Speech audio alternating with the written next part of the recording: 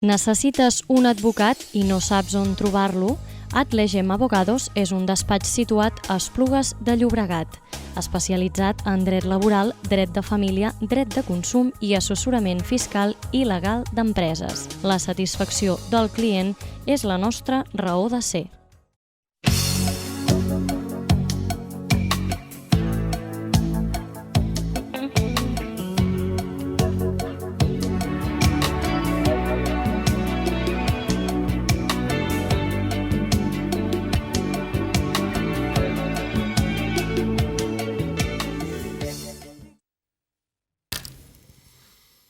Hola, benvinguts a un nou programa de Fora Dubtes.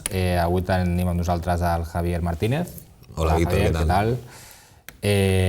Recordáis a nuestros espectadores que, como siempre, nos pueden hacer llegar sus comentarios o sus dudas sobre este programa a nuestro hashtag de Twitter, que es Fora Dubtes, el número programa 36. Les invitamos también a que nos sigan en nuestro Twitter, que es @legemabogados, y ahí también nos pueden hacer llegar cualquier tipo de consulta, comentario de este o de cualesquiera otros programas que hayamos hecho. Y hoy, Javier, hablaremos de un tema bastante delicado, a la par que un poco inquietante y morboso, entre comillas, si se me permite, ¿no? Que es el de las agresiones sexuales. Es un tema que hay que tratar con mucha delicadeza.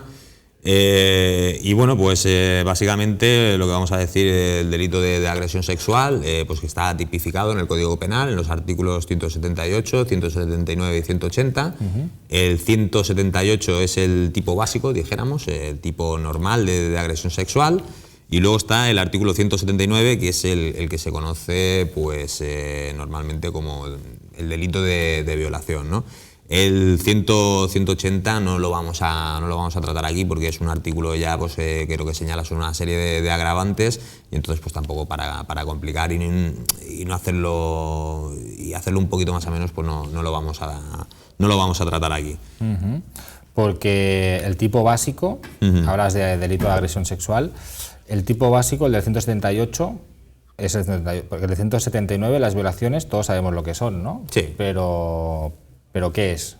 Vale, para muestra un botón lo que vamos a hacer va a ser leer el artículo del 178 del Código Penal. Dice que el que atentare contra la libertad sexual de otra persona con violencia o intimidación será castigado como responsable de agresión sexual con la pena de 1 a 4 años. Bueno, pues se entiende que este tipo delictivo lo que comprende son todas las actuaciones ejercidas con violencia e intimidación contra la libertad sexual de las personas, y que bueno, básicamente se podrían resumir un poco así, de forma muy básica, como tocamientos libidinosos o actos impúdicos contra el cuerpo de otra persona sin el consentimiento de esta, pero sin llegar a ser lo que se llamaría un acceso carnal, que es lo que incluiría pues, el tipo ya de violación, ¿no? Cuando hay pues, un acceso carnal, introducción de objetos, etcétera, etcétera, estamos hablando ya de violación propiamente dicha. Vale, porque los requisitos, o sea, es decir, entiendo que al haber ese tipo, hemos hecho la definición, habrá una serie de requisitos para que exista esa agresión sexual, ¿no? ¿Cuáles son? Mira, primero de todo estamos hablando de un delito contra la libertad sexual, por lo tanto aquí lo que tiene que haber es un atentado, ¿no? contra la libertad sexual, en el sentido de que bueno, la libertad sexual lo que consiste es que en cada uno tiene control sobre su propio cuerpo y puede decidir en cada momento si realiza un acto sexual, si no lo realiza, cómo lo realiza, paralizarlo en cualquier momento. Bueno, pues por lo tanto tiene que haber este atentado, ¿no? contra la libertad sexual, y también pues tiene que haber un componente de violencia e intimidación, pues si no estaríamos hablando de otro tipo delictivo, ¿vale? Entonces estas dos cosas se les tiene que sumar aparte el tipo objetivo y el tipo subjetivo del delito. En cuanto al tipo objetivo, efectivamente, pues aquí lo que tiene que haber es un contacto físico, o sea, si estamos hablando de tocamientos, estamos hablando de actos libidinosos, pues efectivamente tiene que haber una conjunción de cuerpos, ¿no? Yo tengo que tocar a la otra víctima, etcétera, etcétera. Y en cuanto a la parte subjetiva, pues lo que tiene que haber es un ánimo libidinoso, que esto del ánimo libidinoso, pues lo que se entiende que es que estos actos se realicen pues, con la intención de obtener pues, una cierta satisfacción sexual, ¿no? Si no hay este ánimo, no se formaría el delito, ¿no? sé. Que entiendo que va a ser muy difícil, ¿no? Probar un ánimo así. Porque uno puede decir, oye, yo no he tenido ningún pensamiento más allá de, no sé. Bueno, si estamos hablando de cierto tipo de tocamientos, es claro que existe este tipo de... Vale. Y en cuanto a la violencia e intimidación, ¿cómo tiene que ser esta para que la ubiquemos en este tipo delictivo? Bueno, vamos a separar un poco lo que es la violencia y lo que es la intimidación. Primero de todo, la violencia pues se entiende como una compulsión física, ¿no? Y esta compulsión física, pues lo que tiene que ser es suficiente y tiene que ser eficaz para doblegar la voluntad de la víctima, ¿no? La voluntad de la víctima además tiene que quedar patente, que es contraria a estos actos, y tampoco hace falta que sea una acción, una fuerza irresistible, ¿no? Simplemente, pues ya te digo que tiene que ser eficaz, en el caso concreto. Te digo lo de que no hace falta que sea irresistible en el sentido de que si nos resistimos, pues puede llegar a ser más perjudicial, dijéramos, que el estar, expresar nuestra negativa y llegar a un momento pues, podemos salir lesionados, etcétera, etcétera, ¿no? Claro. Esto en cuanto a la violencia. Y la intimidación, pues bueno, básicamente lo que implica la intimidación es la amenaza de un mal, que además este mal pues tiene que ser inminente y grave y de la suficiente entidad también como para hacer que esa persona pues doblegue su voluntad y aunque no tenga consentimiento, pues se pueda proceder a hacer el tipo delictivo, ¿no? En este caso, pues estaríamos hablando de amenazas sobre su propia vida, sobre la vida de un hijo, etcétera, etcétera. Sí que es cierto que tanto la violencia y la intimidación pueden ser de diversa intensidad, ¿no? Pero lo que está claro que lo que no se puede culpabilizar a la víctima. Entonces, la víctima también se puede resistir más o menos, pero en este caso no es tan importante la resistencia de la víctima o la actitud, siempre que conste claramente que la víctima se niega, ¿no? Y que el agresor lo tenga esto claro, pero sobre todo lo que se tiene que centrar uno es en la actitud del agresor. Eso es lo que marcará más, ¿no? Exactamente. Si hay una compulsión física, estamos en agresión o no. Exactamente, vale. Empujones, agresiones, golpes, etcétera, etcétera. Entendemos que es claro que está este componente de violencia. Vale. Porque viene a la cabeza ahora algún ejemplo que sí que creo que ha salido por prensa, que son aquellas víctimas que al principio dan el consentimiento a mantener pues, cierta relación sexual o contacto sexual, quizá no más allá de ciertos límites, pero acceden al principio al menos, y luego, llegado a un punto, se echa para atrás. Sí. ¿No? La víctima, digo. Entonces, aquí, ¿en qué situación estamos? ¿En cuándo se puede llegar a entender que esto es agresión sexual o no? ¿Desde el principio?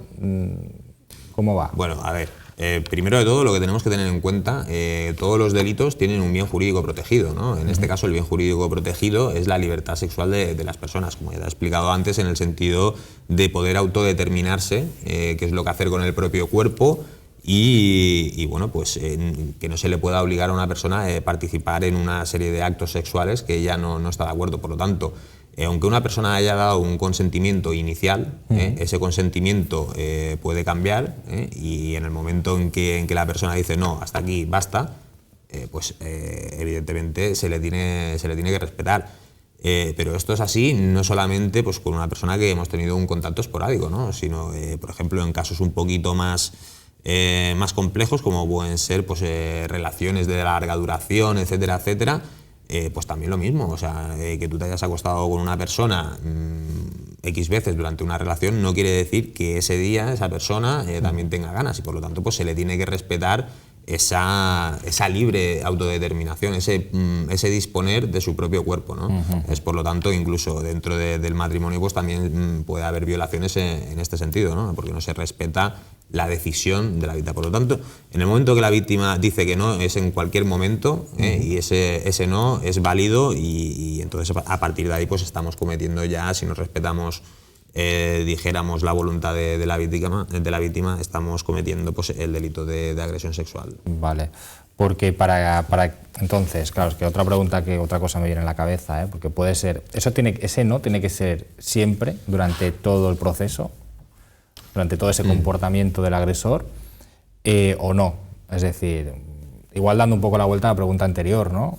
Pues ahora la víctima al principio se niega y luego pues ya no se niega, ¿no? Claro. Pongamos el caso. En estos supuestos se entiende también que es agresión sexual, solo al principio, luego no, ¿cómo va? Es una agresión sexual clara. En todo el momento. Es una agresión sexual clara en el sentido de que hay diversas razones por las que esta persona puede dejar de oponerse, dijéramos, fehacientemente. Pues una de las razones es porque vea que su oposición lo único que puede dar lugar es a pues una serie de consecuencias todavía peores. Más negativas, ¿no? Exactamente, pues que la agredan físicamente, que le golpeen, etcétera, etcétera. O también puede deberse a que vea que es que no hay posibilidad ya de librarse, por lo tanto, pues bueno, lo que hace es simplemente pues intentar alienarse de ese momento y alejarse, ¿no? de esa situación.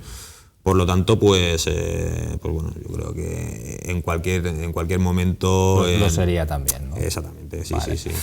Y claro, supongo que a los espectadores les viene también en mente lo que voy a decir ahora, ¿no? ¿Qué diferencia hay entre la agresión sexual y el abuso sexual? Porque los ejemplos que hemos puesto hasta ahora son de agresión sexual, ¿no? Ya. Pero igual hay una línea. Bueno, primero habrá que definir qué es el abuso sexual y luego dónde está el límite o en qué línea podemos llegar a separar qué es uno que otro, ¿no? Vale. ¿Puedes explicar un poquito? Tampoco me quiero profundizar mucho porque quiero hacer un programa en el futuro sobre abusos sexuales, pero bueno, básicamente la diferencia entre la agresión sexual y el abuso sexual es la existencia de violencia de intimidación o no violencia de intimidación. En la agresión sexual tiene que haber este componente de violencia de intimidación, mientras que en el abuso sexual no hay consentimiento, pero tampoco hay violencia de intimidación, ¿no? Entonces, en este sentido, pues podríamos poner un ejemplo, es cuando se consuma el acto habiendo utilizado pues, drogas, por lo tanto la persona pues, está inconsciente y no puede oponerse, no ha dado el consentimiento, no puede oponerse, pero tampoco hay una violencia de intimidación. Pues un poco la diferencia entre abuso sexual y agresión sexual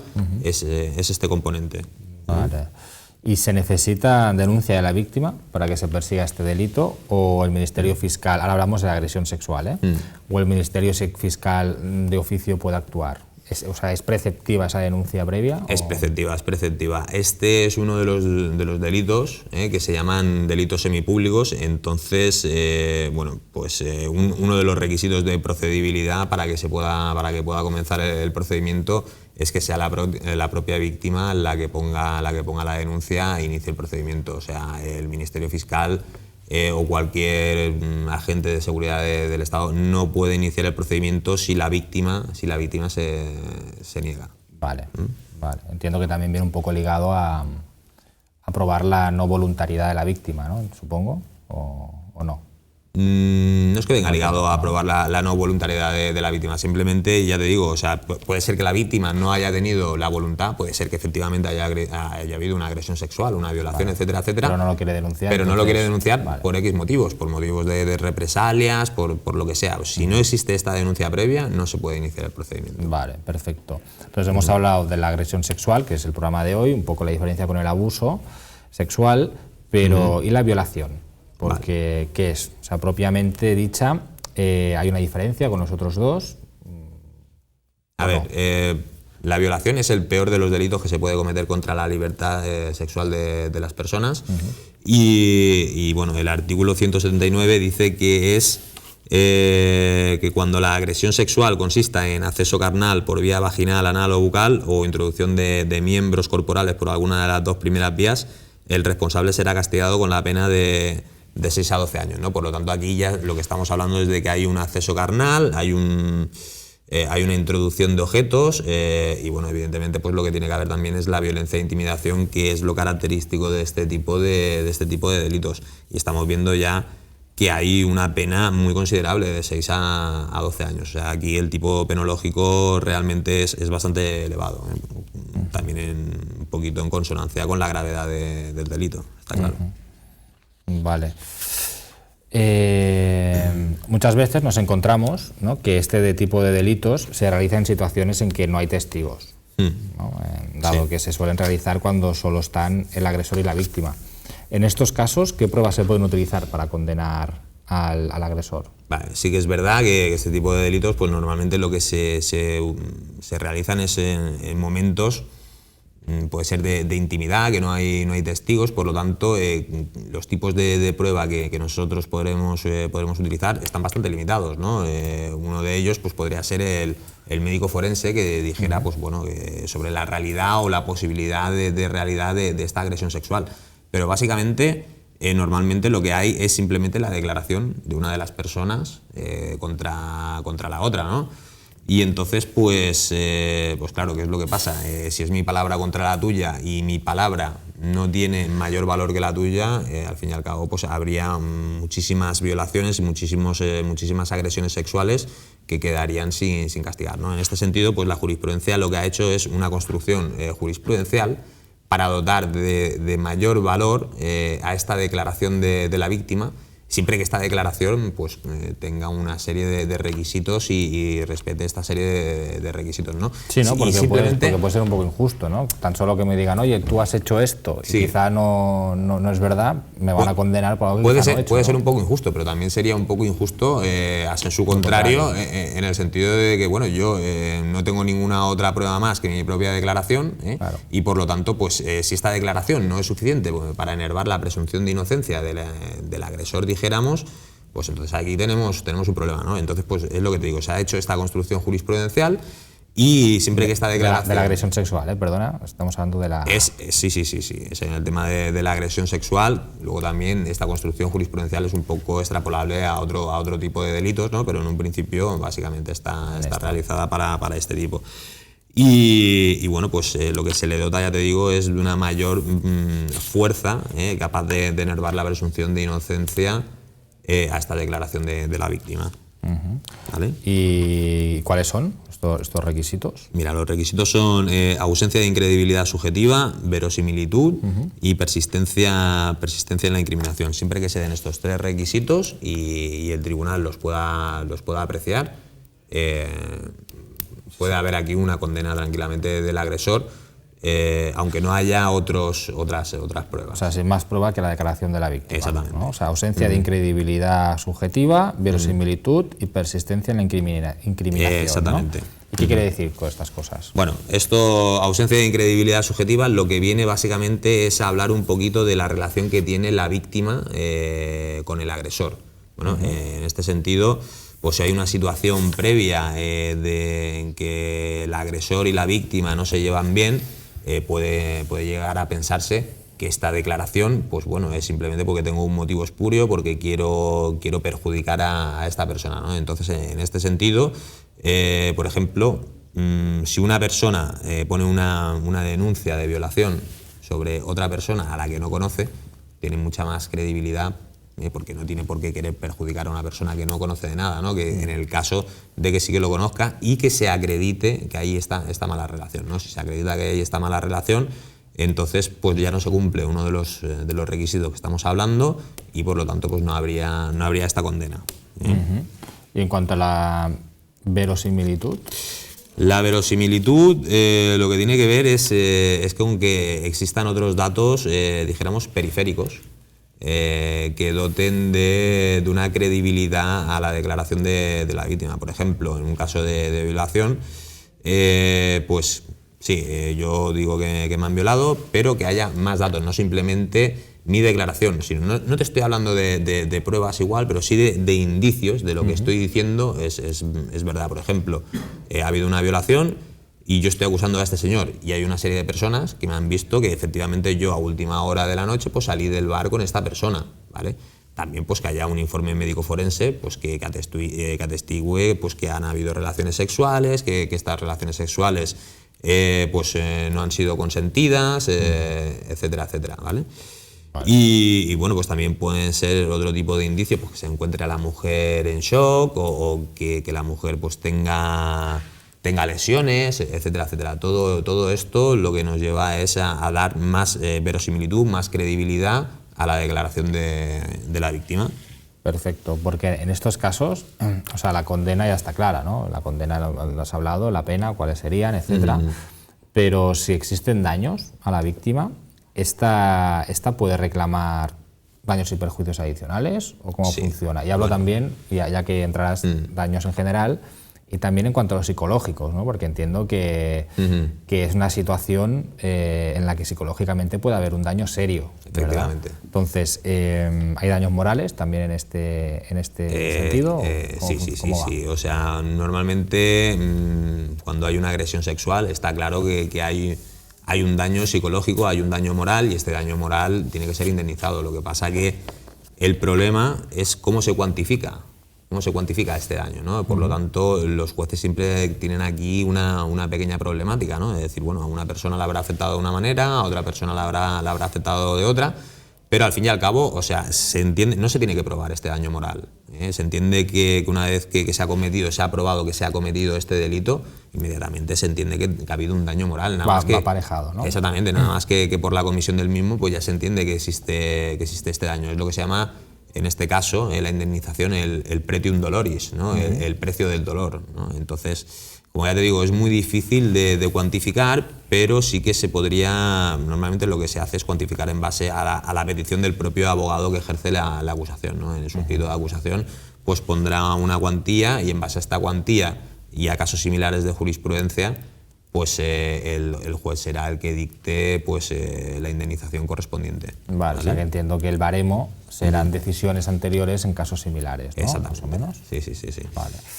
Perfecto, Javier, pues no sé si tienes alguna cosa más que añadir. Se nos ha quedado en el tintero el tercero de los requisitos para esta acusación, para darle mayor verosimilitud, o sea, para darle mayor valor a la declaración de la víctima sobre el agresor, que es la persistencia en la incriminación, que al fin y al cabo, pues bueno, simplemente es que tanto en la fase de instrucción como en el acto de juicio oral, etcétera, etcétera, pues haya una declaración que sea consistente, que no haya ambigüedades, que no haya contradicciones, básicamente que diga siempre lo mismo, que se mantenga su declaración, y estas tres cosas, pues lo que hacen es, o sea, tienen la capacidad de enervar pues la presunción de inocencia del agresor. Ese requisito junto a los otros dos que hemos dicho, ¿no? Que era verosimilitud y ausencia de incredibilidad subjetiva, ¿verdad?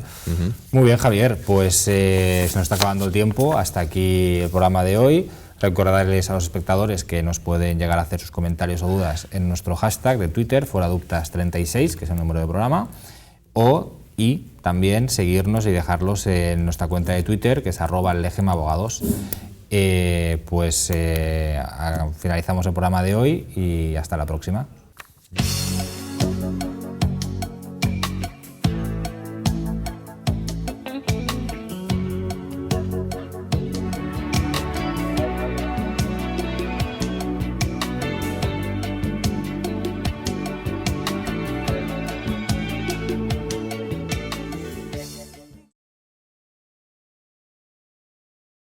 Necessites un advocat i no saps on trobar-lo?